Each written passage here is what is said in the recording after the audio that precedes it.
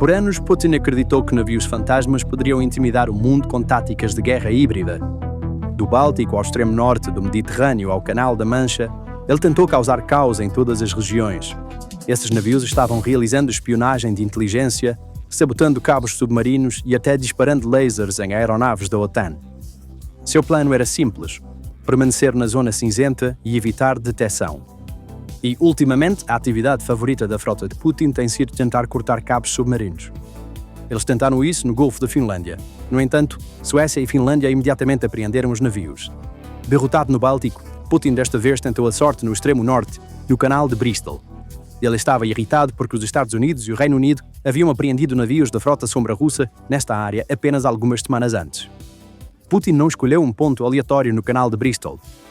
O navio ancorou diretamente sobre 5 cabos de dados submarinos maciços que conectam o Reino Unido aos Estados Unidos, Canadá e Europa. Mas desta vez, quando o navio russo Sinigorsk ancorou em águas britânicas diretamente sobre cabos submarinos críticos, pensando que poderia cortá-los acidentalmente, as coisas mudaram. Agora havia uma doutrina de tolerância zero em vigor. A resposta da Grã-Bretanha não foi uma nota diplomática, mas uma intervenção militar instantânea.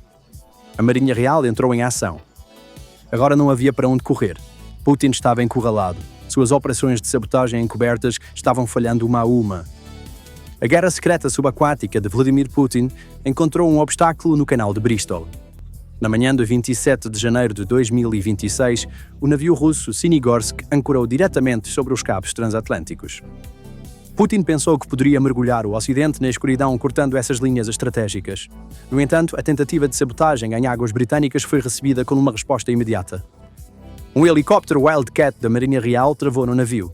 A mensagem era clara: ou você move sua âncora ou estará no fundo do mar. Sinigorsk escapou, mas essa ação desencadeou um desastre para a Rússia. 14 países europeus uniram forças para fechar o Mar Báltico à frota sombria da Rússia. Agora os mares se tornaram armadilhas mortais para os navios piratas de Putin. A análise de campo da PPR Global e os dados de OSINT provam que o incidente de Sinigorsk não foi uma simples avaria técnica, mas uma tentativa de ataque híbrido premeditado. Tudo começou quando o navio cargueiro com bandeira russa, Sinigorsk, entrou nas águas ao largo de Minehead, na costa de Somerset. De acordo com dados de tráfego marítimo, o navio parou repentinamente no Canal de Bristol por volta das 11 horas da noite de terça-feira. O detalhe mais crítico aqui é o local de ancoragem do navio. Sinigorsk posicionou-se a menos de 1 milha de 5 enormes cabos de dados submarinos que conectam o Reino Unido aos Estados Unidos, Canadá e Europa. Essas linhas incluíam corredores vitais, como o sistema TGN Atlantic conectando o mundo a Nova York e o EXA Express estendendo-se até o Canadá. Uma conexão mais profunda surgiu quando analistas de OSINT examinaram os registros do navio. O porto de escala anterior do Sinigorsk foi Arkhangelsk, a principal sede da frota do norte da Rússia. Isso esclarece que o navio de carga é, na verdade, um cavalo de Troia trabalhando para a inteligência militar russa. A tripulação russa passou 14 horas esperando nos cabos sob o pretexto de reparos de segurança, ensaiando a colocação de dispositivos de mapeamento e escuta. No entanto, o Ministério da Defesa do Reino Unido detectou imediatamente essa movimentação.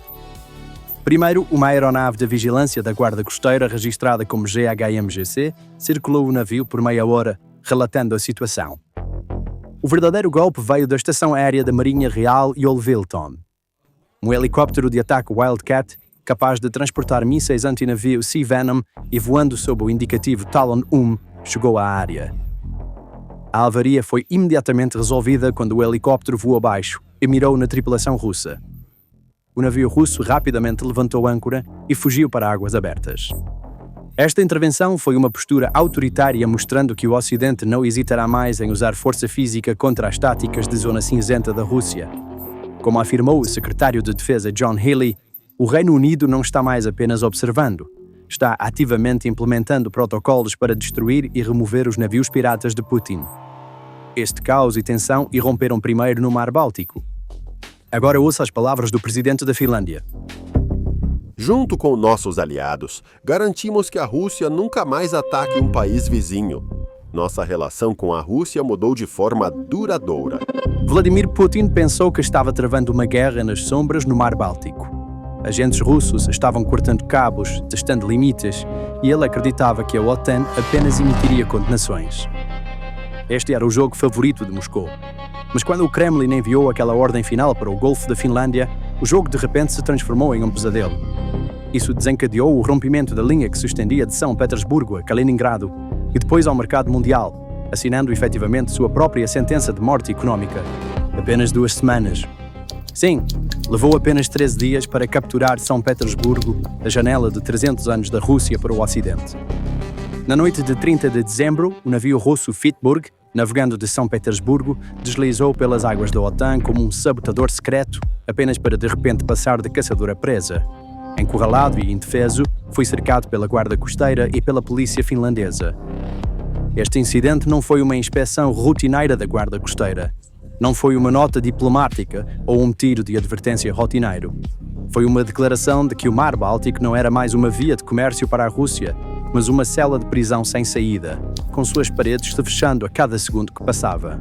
Em outras palavras, que estava presa.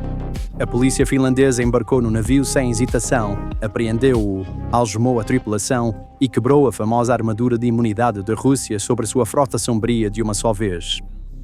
No entanto, na noite de 20 de dezembro, o navio russo Adler, à deriva em águas suecas, tornou-se a primeira vítima da nova estratégia da OTAN. O capitão russo esperava assistência, mas em vez disso se deparou com as forças especiais suecas. A OTAN perfurou o escudo de imunidade militar da Rússia com um simples procedimento burocrático. A Suécia exerceu seu direito de apreender o navio sem seguro e com defeito, declarando-o uma bomba-relógio flutuante. A Suécia abriu a porta e o palco foi preparado para a Finlândia. A Finlândia entrou pelo caminho aberto pela Suécia exatamente 10 dias depois. Na noite de 30 de dezembro, o navio Fitberg, que havia partido de São Petersburgo, foi cercado pela guarda costeira finlandesa sob suspeita de sabotagem de cabos. Vamos para a cena do crime, 80 metros abaixo do mar. Embora o Fitberg tecnicamente pareça um navio de carga seca ou petroleiro, seu perfil de movimento naquela noite lembrava mais um navio de colocação de minas ou corte de cabos do que uma embarcação mercante. No Golfo da Finlândia, exatamente nas coordenadas onde passam os cabos de dados ELISA e Sea Lion 1 e o gasoduto Baltic Connector, considerados a espinha dorsal do tráfego de internet e comunicação que conecta a Finlândia e a Estónia, o navio fez uma manobra inexplicável. O capitão do navio lançou âncora alegando condições de tempo tempestuosas e ruins. No entanto, ao contrário das regras marítimas, ele não desligou os motores. Em vez disso, moveu o navio a plena potência, arrastando a âncora maciça que pesa toneladas ao longo do fundo do mar por quilómetros. A Finlândia não permitiu que o navio escapasse para águas internacionais. Quando o navio russo não respondeu aos chamados de parada feitos por rádio, barcos finlandeses interceptaram o navio dentro de sua zona económica exclusiva, a poucos metros das águas internacionais. A Rússia disse: "Você não pode tocar no meu navio comercial." No entanto, a polícia finlandesa apreendeu o navio e prendeu a tripulação, investigando o incidente como sabotagem grave e uma violação grave das telecomunicações. Com esta operação, a OTAN provou que a era da liberdade de navegação no Mar Báltico acabou e que qualquer navio russo considerado suspeito agora será tratado como uma cena de crime em potencial. Este medo se espalhou não apenas para a Frota Sombra, mas também para o orgulho e alegria da Rússia, seus submarinos e rotas do norte. Putin tentou de tudo. Ele mirou não apenas nos cabos, mas também no ar. O navio espião russo Yantar tentou derrubar aeronaves ao apontar lasers nos olhos dos pilotos da Força Aérea Real, RAF, na costa da Escócia.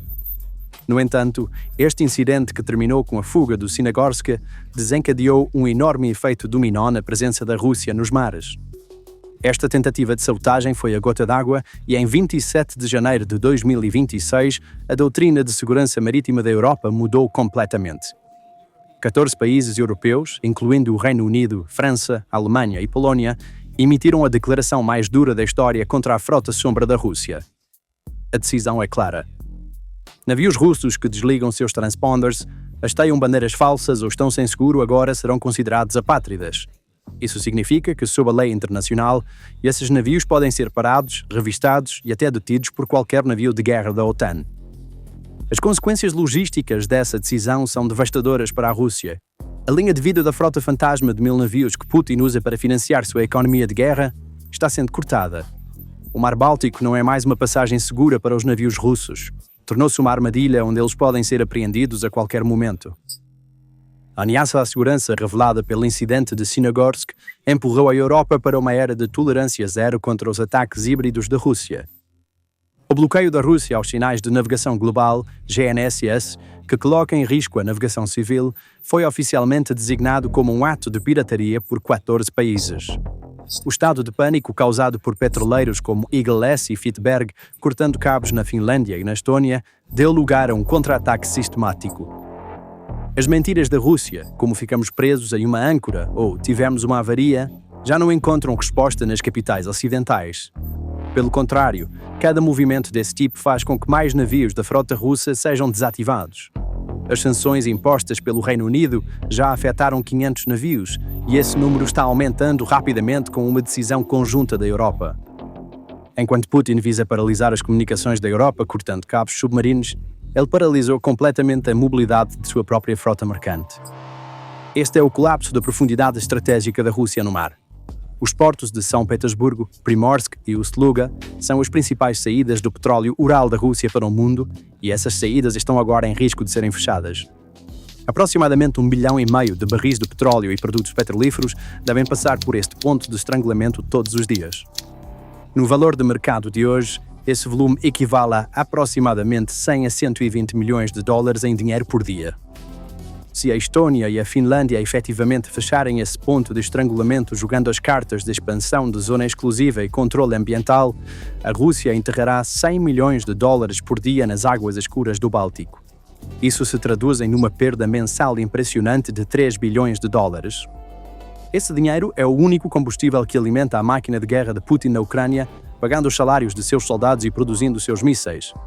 Fechar essa torneira significaria o colapso direto da capacidade de guerra do Kremlin. Então, como a Rússia contornou esse bloqueio até agora? A resposta?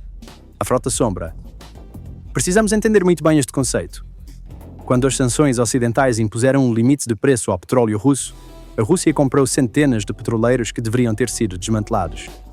Embarcações com mais de 15 anos, mal mantidas e de propriedade desconhecida.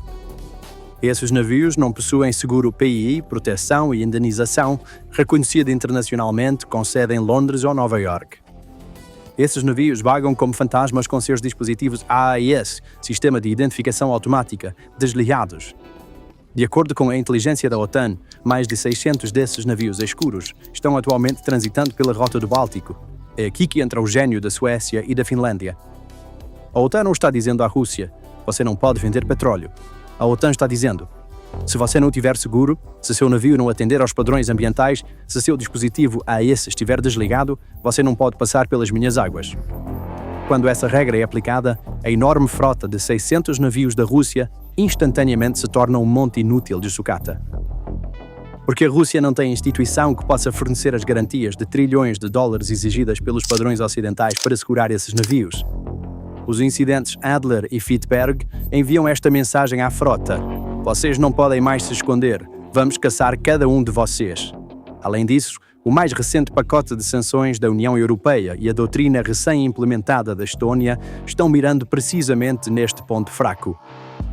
A decisão da União Europeia de adicionar 41 navios à lista negra e o ultimato da primeira-ministra da Estônia, Kaja Kallas, estamos cortando o fluxo de caixa, são prova de que esta estratégia não é coincidência. A Rússia não pode enviar escoltas militares para proteger esses navios, pois isso seria uma causa direta de guerra. Se não os enviar, os navios serão levados um a um para portos da OTAN. Isso é, em todos os sentidos, um checkmate. O que está acontecendo no Mar Báltico agora é a maior operação de bloqueio passivo vista desde a Segunda Guerra Mundial. Cada petroleiro e navio de carga seca que a Rússia remove de São Petersburgo está agora operando na zona cinzenta da OTAN.